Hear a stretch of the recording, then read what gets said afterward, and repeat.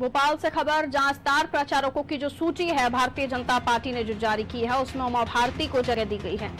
फिर याद आई उमा की, स्टार प्रचारकों की सूची में उमा भारती का नाम शामिल। जातिगत समीकरणों के आधार पर स्टार प्रचारकों के नाम तय किए गए हैं। तो लोधी वोटर्स को साधने के लिए उमा भारती को आगे किया गया है।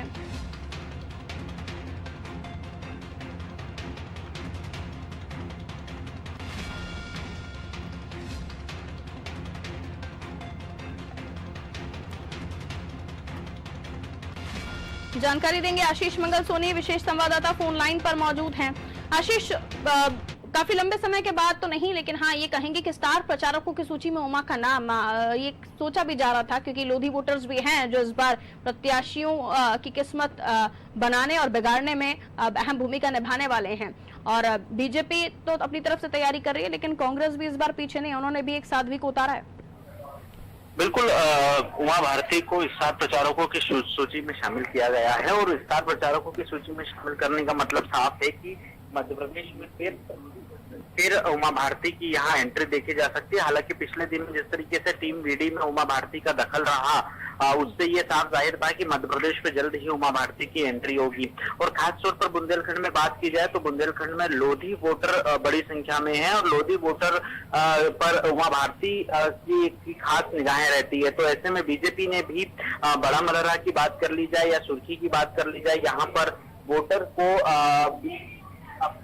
अपने पक्ष में करने के लिए यहाँ पर उमा भारती को मैदान में उतारा है। हालांकि उमा भारती फिलहाल स्वास्थ्य लाभ ले रही है और इसके पहले टीम वीडी में जो भगवान दास सबनानी की नियुक्ति मानी जा रही है वो उमा भारती के कारण खास तौर पर मानी जा रही है। इसके पहले नियुक्ति हुई थी तब उमा भारती की सुहास भगत से लंबी चर्चा हुई थी संगठन महामंत्री के कारण।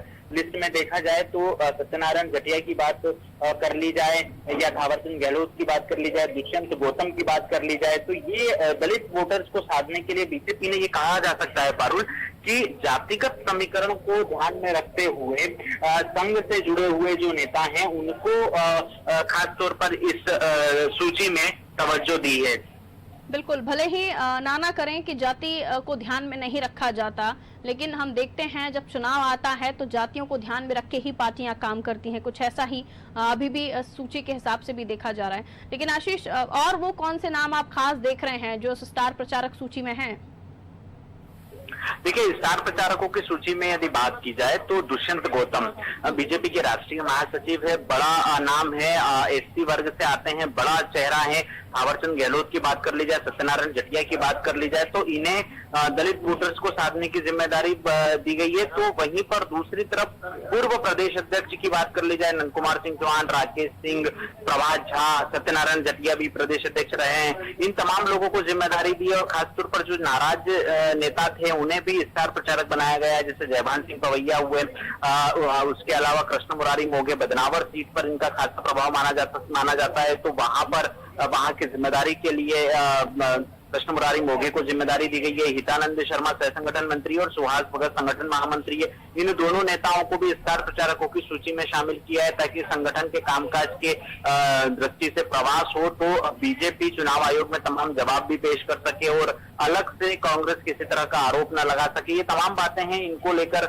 ये सूची जारी की है। कुल मिलाकर 30 लोगों की सूची में प्रधानमंत्री और गृह मंत्री बीजेपी के राष्ट्रीय अध्यक्ष के अलावा यदि बात कर ली जाए तो मध्य प्रदेश से आने वाले वो तमाम बड़े नेता है। विनय सहस्त्रबुद्धे हालांकि अब राष्ट्रीय उपाध्यक्ष नहीं है, लेकिन मध्य प्रदेश बीजेपी के प्रभारी हैं, उनका नाम इसमें शामिल है। मध्य प्रदेश से जितने भी केंद्रीय मंत्री हैं उनका नाम, धर्मेंद्र प्रधान का नाम यहाँ पर शामिल है। लोकसभा चुनाव में बड़ी जिम्मेदारी भी उनके पास थी। बिल्कुल आशीष, तो कुल मिलाकर सभी नामों को ध्यान में रखा गया है। बस कांग्रेस जो बार बार पिंच कर रही है वो अमित शाह और प्रधानमंत्री नरेंद्र मोदी को लेकर कर रही है। हालांकि वहां से भी कह दिया गया है कि उपचुनाव है, उसमें गृह मंत्री, राष्ट्रीय अध्यक्ष नहीं आते हैं। बहरहाल बहुत शुक्रिया आशीष जानकारी के लिए।